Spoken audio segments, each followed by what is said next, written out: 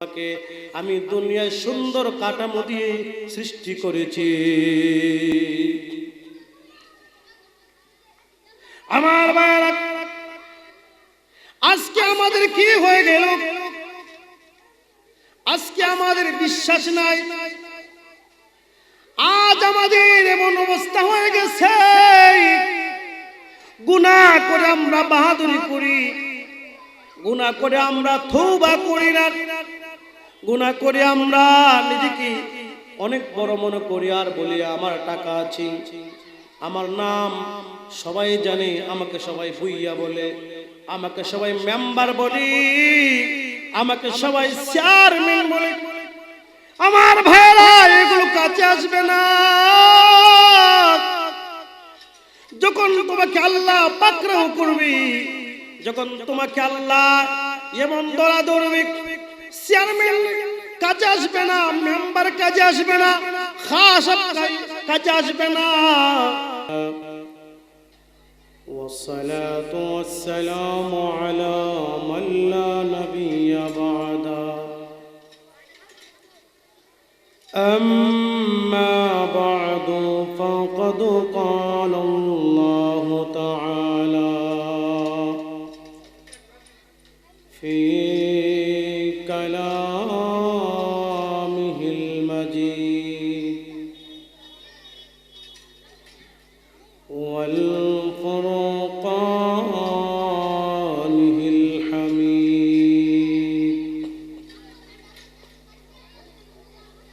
أعوذ بالله من الشيطان الرجيم بسم الله الرحمن الرحيم وقضى ربك ألا تعبدوا إلا إياه وبالوالدين إحسانا صدق الله العظيم. وقال النبي عليه الصلاة والسلام حق الوالدين على ولدهما قالهما جنتك ونارك أو كما قال النبي عليه الصلاة والسلام. صلى الله على سيدنا ومولانا محمد وعلى آله وأصحابه وبارك وسلم. بلغ العلا بكماله كشف الدجى بجماله حسنت جميع خصاله صلوا عليه وآله. तौहीद की अमानत सीनों में है हमारे, आसानी ही में ताना नामो निशा हमारा। बलगल उला बिकमालिही कशफत जा बिजमालिही حسنت جميع خصاله صلوا عليه وآله হাজার বেদনার পরে ফিরে আসনি তুমি আপন করে দিনের আলো তুমি ছড়িয়ে দিতে চলে গেলে মদিনায় মক্কা ছেড়ে হে রাসূল তোমাকে ভুলে আমি কেমন করে হে রাসূল তোমাকে ভুলে আমি কেমন করে বালাগাল উলা বিকামালিহি কাশাফাত জা বিজামালিহি হাসনাত জামিউ খাসালিহি সাল্লু আলাইহি ওয়া আলিহি লা ইলাহা ইল্লাল্লাহ লা ইলাহা ইল্লাল্লাহ লা ইলাহা ইল্লাল্লাহ লা ইলাহা ইল্লাল্লাহ লা ইলাহা ইল্লাল্লাহ লা ইলাহা ইল্লাল্লাহ লা ইলাহা ইল্লাল্লাহ লা ইলাহা ইল্লাল্লাহ মুহাম্মাদুর রাসূলুল্লাহ সাল্লাল্লাহু আলাইহি ওয়াসাল্লাম सूरज ने दिया अपने शुआओं को पैगाम सूरज ने दिया अपने शुआओं को पैगाम दुनिया है अजब सीज कभी सुबह कभी शाम दुनिया है अजब सीज कभी सुबह कभी शाम दुनिया हो में दुनिया का तलबगार नहीं हो दुनिया हो में दुनिया का तलबगार नहीं हो बाजार से गुजर हो खरीदार नहीं हो बाजार से गुजर हो खरीदार नहीं हो ঐতিহ্যবাহী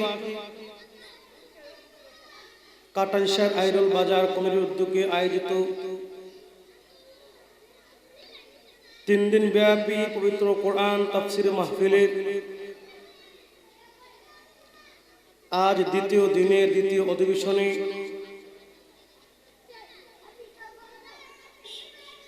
আজকের মাহফিলের শ্রদ্ধেভাজন সম্মানিত সভাপতি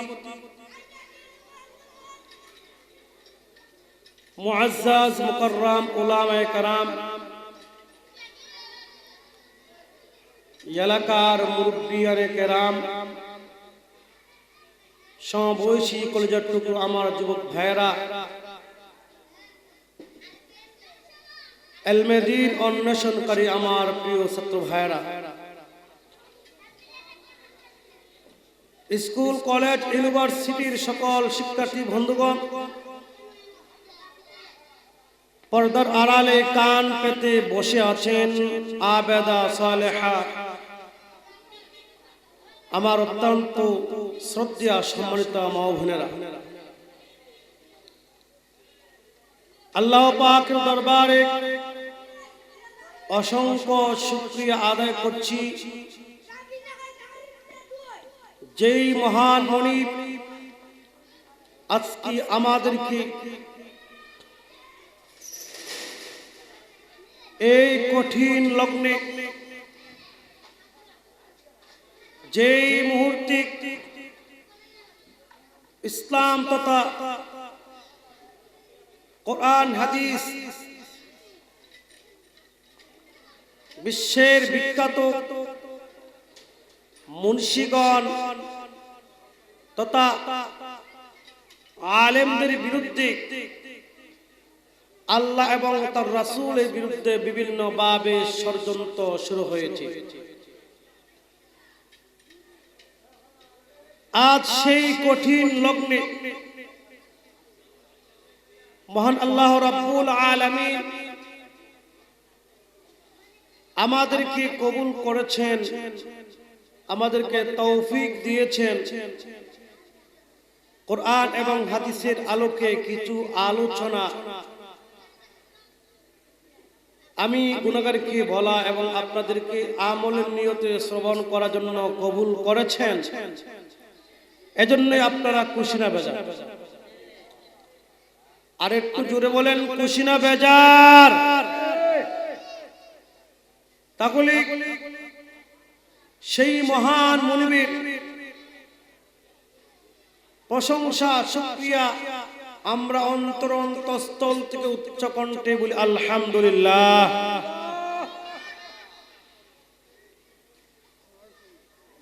আমার ভাইয়েরা, আমি আপনাদের সম্মুখে মহাগ্রন্থ আল কোরআনে 114টি সূরার ভিতরে 17 নম্বর সূরা সূরা বনী ইসরাঈলের 23 নম্বর আয়াতের প্রথম থেকে কিছু অংশ তেলাওয়াত করেছি। বিশ্বনবী সরকার দু আলম মদিনায়ে তাজদার মুহাম্মদুর রাসূলুল্লাহ সাল্লাল্লাহু আলাইহি সাল্লামের অমীয় বাণী থেকে তথা হাদিসের ভান্ডার থেকে ছোট্ট একখানি হাদিস পাঠ করেছি। চেষ্টা করব আমার তেলাওয়াতকৃত আয়াত এবং হাদিসকে সামনে রেখে আপনাদের সম্মুখে কিছু আলোচনা বলার জন্য, যদি আল্লাহ পাক আমাকে তৌফিক দান করেন। আমি আপনাদের কাছ থেকে একটা বিষয় জানতে চাই।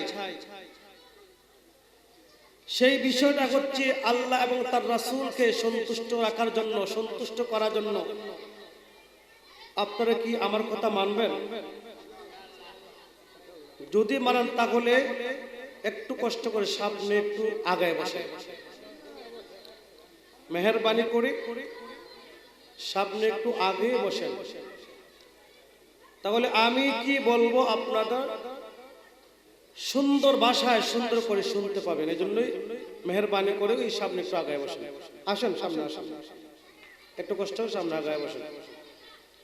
আপনারাও সামনে এসে পড়েন। এই যে ফাঁকা জায়গাটা, এখানে বসেন সবাই। আসেন এদিকে। এই যে মুরিদ বাবা, সামনে আসেন, এদিকে আসেন।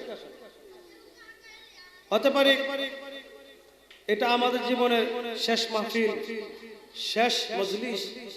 দেখেন অনেকেই নাই দুনিয়াতে, আছে?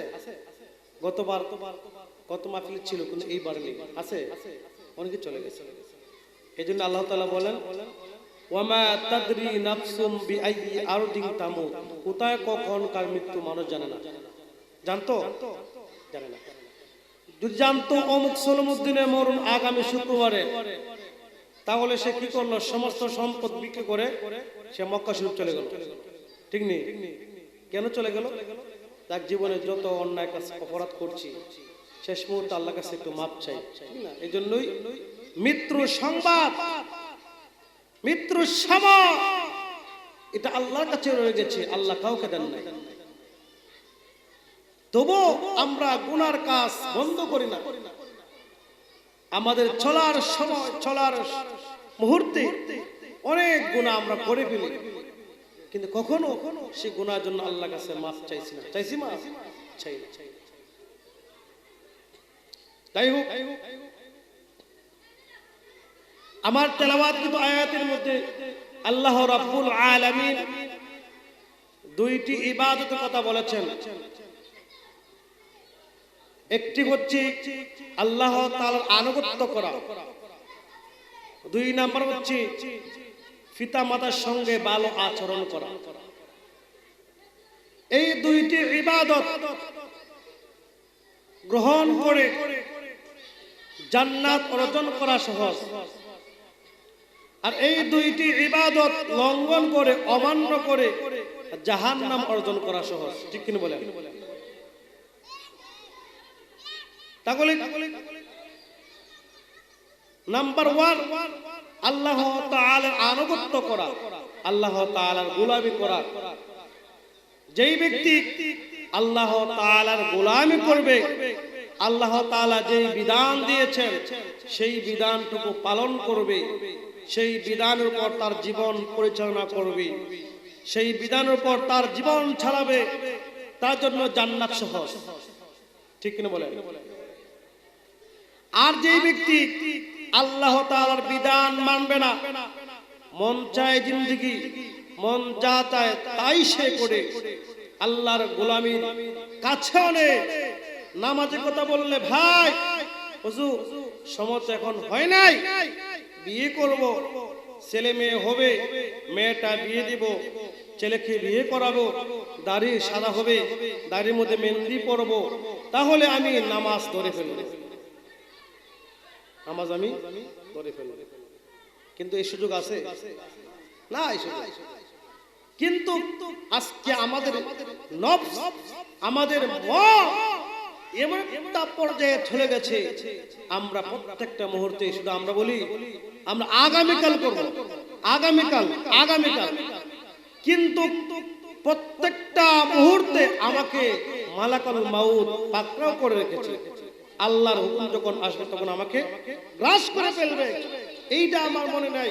আমরা বলি সময় যেহেতু আছে আমরা নামাজ পড়তে পারবো, রোজা রাখতে পারবো, হজ করতে পারবো, কিন্তু এইগুলি সব হচ্ছে আমাদের ধোঁকা আর বাটপারি। ঠিক কিনা বলেন?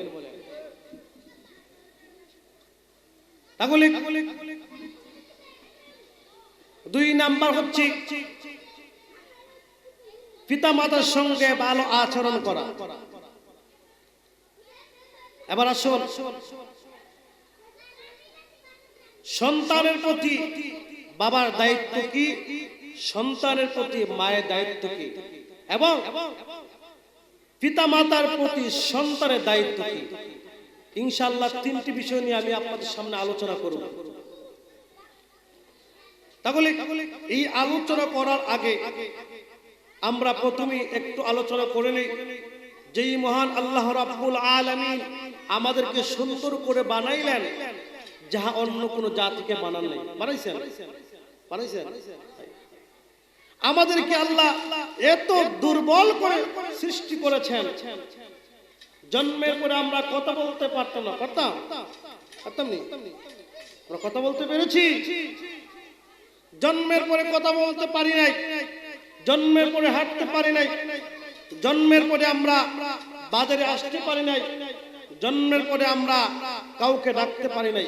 আল্লাহ এত দুর্বল করে সৃষ্টি করার পরে আল্লাহ আমাদেরকে এত সম্মান, এত ইজ্জত দিয়েছেন, যাহা অন্য কোন জাতিকে দেন নাই। জোরে কোন ঠিক কিনা? এজন্য আল্লাহ তাআলা বলেন, লাকাদ খালাকনাল ইনসানা ফি আহসানি তাকওয়িম।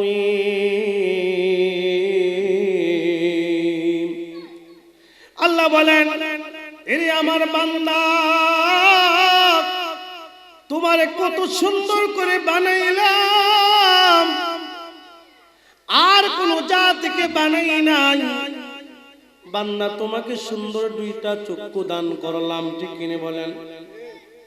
এরে বান্দা, এই 2টি চক্ষু দিয়ে সারা পৃথিবী পরিদর্শন করতে পারো। এরে বান্দা, 2টা পা দিলাম, এই পা দিয়ে জমিনে সফর করতে পারো। ঠিক কিনে বলেন? আল্লাহ বলেন, শুধু তা না, 2টা হাত দিলাম, সেই হাত দিয়ে আমি আল্লাহর প্রশংসা করতে পারো। এরে আমার বান্দা, শুধু তা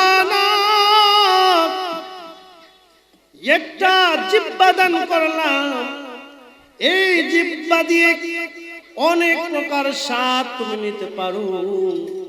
দুইটি কান দিলাম, সেই কান দিয়ে তুমি আমার কোরআন শ্রবণ করতে পারো। এরে বান্দা, তোমাকে কত সুন্দর করে বানাইলাম, আর কোন জাতিকে বানাই নাই, একমাত্র আমি আল্লাহর গোলামি করার জন্য।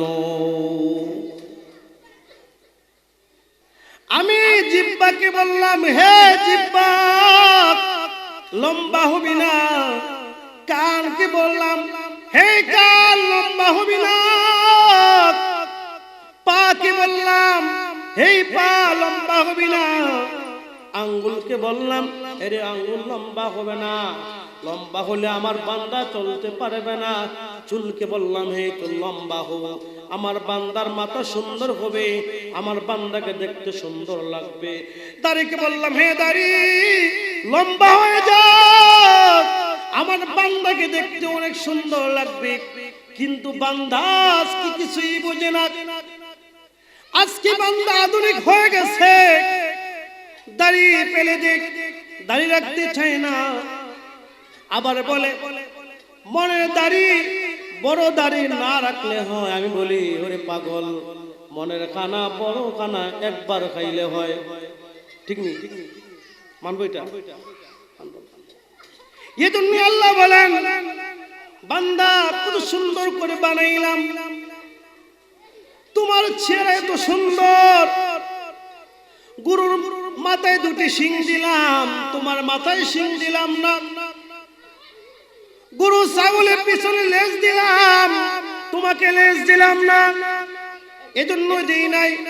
তোমাকে কত সুন্দর করে আমি বানাইছি, তোমাকে কত সুন্দর করে আমি সৃষ্টি করেছি। ওরে আমার বান্দা, যদি তোমার পিছনে লেজ লাগাই দিতাম, মানুষ বলতো গরুর ঘরে গরু, ঠিক কিনে বলেন? যদি তোমার মাথায় দুইটা শিং লাগিয়ে দিতাম, মানুষ বলতো গরুর ঘরে গরু। এজন্য তোমার মাথায় শিং দেই নাই, পিছনে লেজ দেই নাই, একমাত্র আমি আল্লাহর সন্তুষ্ট করার জন্য, একমাত্র আমি আল্লাহকে ভালোবাসার জন্য, একমাত্র আমি আল্লাহকে মহব্বত করার জন্য তোমাকে আমি দুনিয়ায় সুন্দর কাঠামো দিয়ে সৃষ্টি করেছি।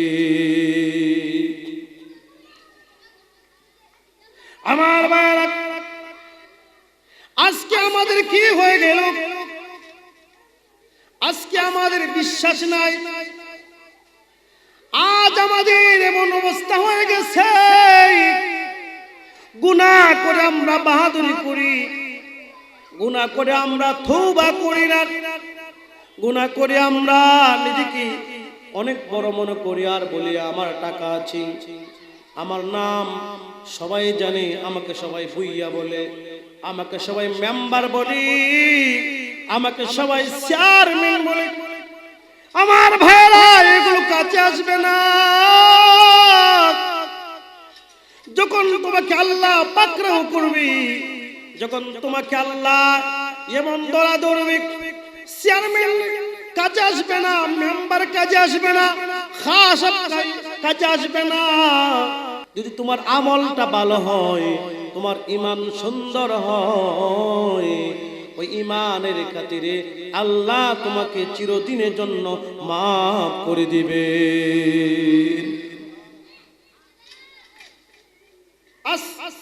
আমাদের কি হয়ে গেল? আমরা আল্লাহর গোলামি ছেড়ে দিয়েছি। মন চায় জিন্দেগি, মন যা চায় তাই করি। কয়দিন করবে? যৌবন আছে করেন। আমার ভাইয়েরা, একটা শিশু বাচ্চা সে গুনাহ করতে পারবে? কথা বলেন, গুনাহ করতে পারবে? গুনাহ করতে পারবে। দর্শন করতে পারবে? পারবে? পারবে না। তাহলে একটা শিশু যখন দর্শন করতে পারবে না, গুনার কাজ করতে পারবে না, একজন বৃদ্ধ মানুষ চোখে দেখে না, সে কি পারবে? পারবে? আল্লাহ বলেন মানুষের তিন অবস্থা। বলেন বলেন, মানুষের কয় অবস্থা? তিন অবস্থা: শিশুকাল, যৌবনকাল, বৃদ্ধকাল।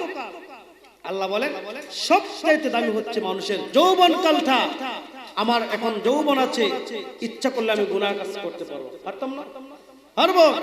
ইচ্ছা করলে আমি আবার নেকের কাজ করতে পারবো। কিন্তু একজন বৃদ্ধ চোখে দেখে না, সে ইচ্ছা করলে গুনাহ কাজ করতে পারবে না। পারবে? পারবে না।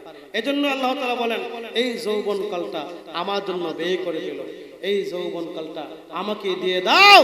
যখন এই যৌবন কালটা আমাকে দিবে, আমি আল্লাহ রাব্বুল আলামিন তোমার প্রতি এত সন্তুষ্ট হব, এত খুশি হব, খুশি হয়ে আমি আল্লাহ তোমাকে চিরদিনের জন্য maaf করে দিব। আজকে দেখেন আমাদের ভিতরে ভয় নেই, মানুষ একের পর এক দুনিয়া থেকে বিদায় হচ্ছে, আমাদের এখনো ঘুম ভাঙে নেই। আজ যদি একটা গানের আসর, তো গানের আসর দেখবেন মানুষের জায়গা হলো, ঠিক কিনা বলে? কিন্তু ওয়াজ মাহফিল মানে যা হুজুরে ওয়াজ করতে আমরা ঘরে ঘুমাই ওয়াজ শুনি, এটা গুরুত্ব দেয় না। যে জিনিসটা আপনাকে জাহান্নাম থেকে মুক্তি দিবে, যেই বিষয়টা আপনাকে জান্নাতের মেহমান বানাবে, আজকে আমরা ওইটাকে গুরুত্ব দিই না, দেই গান, ঠিক কিনা বলেন?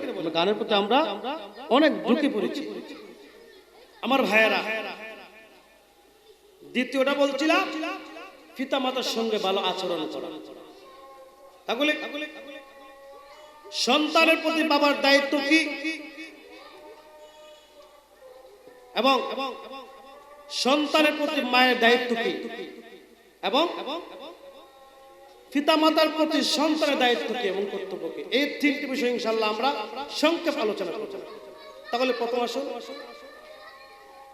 সন্তানের প্রতি বাবার প্রথম নাম্বার দায়িত্বটা কি? বাবার প্রথম দায়িত্ব হচ্ছে সন্তান জন্মের পরে ডান কানে আজান, বাম কানে ইকামত। আপনারা দিয়েছেন? আপনারা হাত তুলেন তো, কজন দিয়েছে? হাত তুলেন। মাশাআল্লাহ, মাশাআল্লাহ, মাশাআল্লাহ। তাহলে সবাই দিয়েছেন না? সন্তান জন্মের পর ডান কানে আজান, বাম কানে ইকামত, এটা কার দায়িত্ব?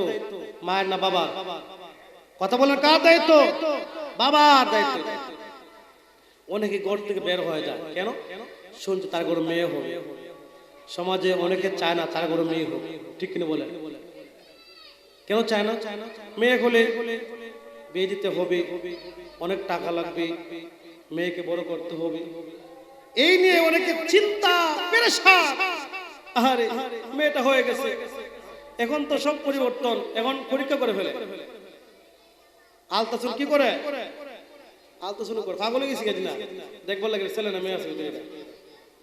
এখন দেখতেছি কি তার ঘরে মেয়ে হবে, এখন সে ওর আগারাই করে, দূর এই কি একটা বিয়ে করলাম, প্রতি বছর মেয়ে দে তুই ছেড়ে দে। ছেড়ে দেওয়ার মালিক কে?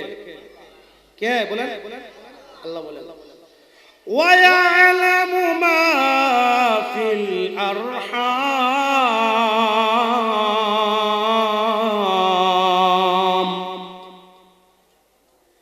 এরে আমার বান্দা, তোমার ঘরে ছেলে হবে না মেয়ে হবে, এই জ্ঞানটা একমাত্র আমি আল্লাহর কাছে। জুড়ে কোন কার কাছে? আল্লাহর কাছে। আজকে আমরা পরীক্ষা করে ফেলি, আমার স্ত্রীর গর্ভে ছেলে না মেয়ে, ওই দিনটা আমরা কখন পরীক্ষা করি? যখন বাচ্চার বয়সটা 8 মাস পূর্ণ হয় তখন পরীক্ষা করে। আল্লাহ বলেন না না, ওই দিনটা নয়, যেই দিন তোমার বাচ্চার বয়সটা 1 দিন হবে, যখন বাচ্চাটা মাটি নির্যাস বীর্য হবে। এটা কেউ বলতে পারবে? কেউ বলতে পারবে না। ওই বীর্যটা আল্লাহ পরিকল্পনা করেছেন, ছেলে হবে না মেয়ে হবে।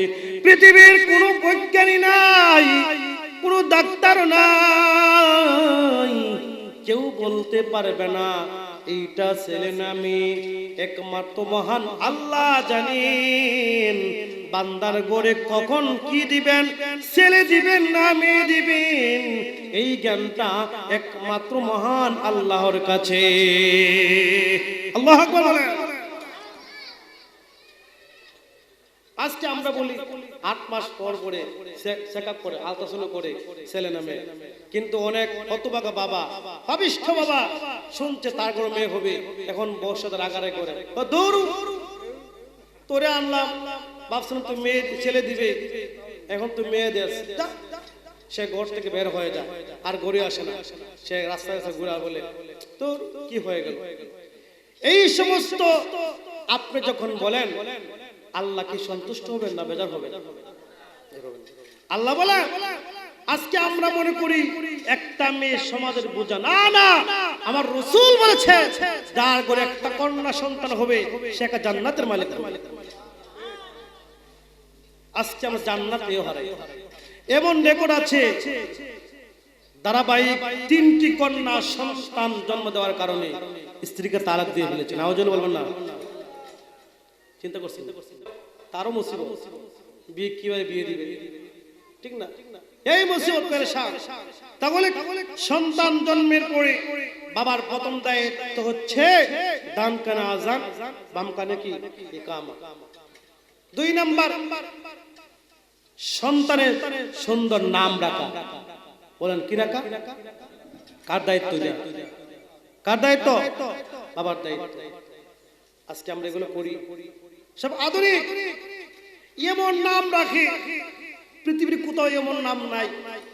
সল্টু, বল্টু, নাট, জন্টু, আন্ডা, সান্ডা, সেন্টু, মেন্টু, এগুলো কি মানুষের নাম?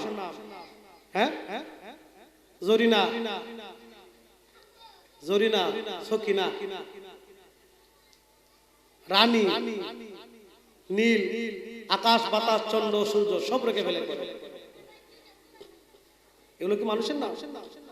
আজ আমি হতভাগা বাবা, সন্তানের নাম রাখতে পারলাম না। রাসূল বলছেন তাদউনা ইয়াউমাল কিয়ামাতি বিআসমাইকুম, কাল কিয়ামতের মাটি আল্লাহ প্রত্যেকটা বান্দার নাম ধরে ডাক দিবেন, যার নামটা সুন্দর হবে, যার নামটা কোরআনের নাম হবে, যার নামটা হাদিসের নাম হবে, যার নামটা সাহাবায়ে কেরামের সাথে মিলে যাবে, যার নামটা তাবিদের সাথে মিলে যাবে, ওই নামের খাতিরে আল্লাহ প্রত্যেকটা বান্দাকে জান্নাত দান করবে।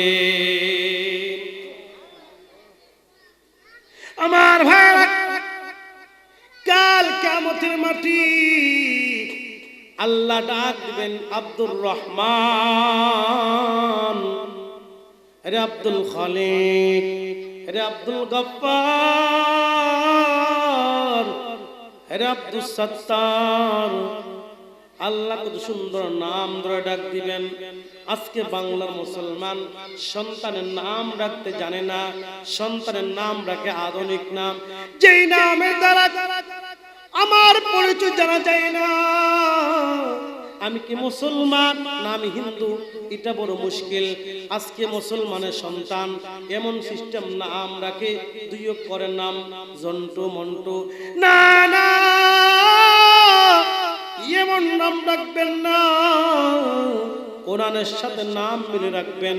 যদি আপনি আপনার সন্তানের নামটা কোরআনের সাথে মিলে রাখেন, ওই নামের খাতিরে আল্লাহ রাব্বুল আলামিন আপনাকে জান্নাত দান করবে।